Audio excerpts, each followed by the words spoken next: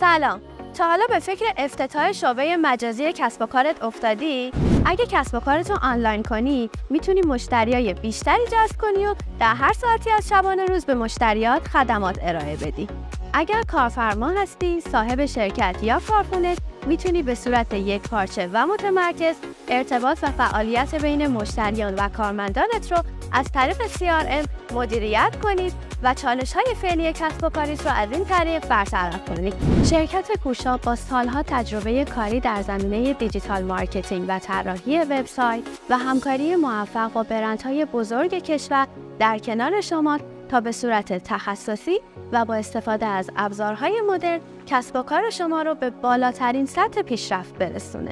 ما در شرکت کوشا علاوه بر طراحی وبسایت، طراحی اپلیکیشن موبایل، SEO و واحدهای مبتنی بر هوش مصنوعی مثل پردازش تصویر، پردازش زبان طبیعی و داده‌کاوی داریم. تا با اطمینان کامل و با تکیه بر تخصص این واحدها پروژه‌های خودتون رو به دست تیم متخصص و حرفه‌ای ما بسپارید. برای آشنایی بیشتر با خدمات و مشاهده نمونه کارها همین حالا به وبسایت ما به نشانی frdk.co.ir مراجعه کنید. همچنین توی سایت میتونید فرم مشاوره رایگان رو تکمیل کنید تا کارشناسان ما در اولین فرصت برای راهنمایی و مشاوره بیشتر با شما تماس بگیرند. منتظر حضور و تماس شما هستیم.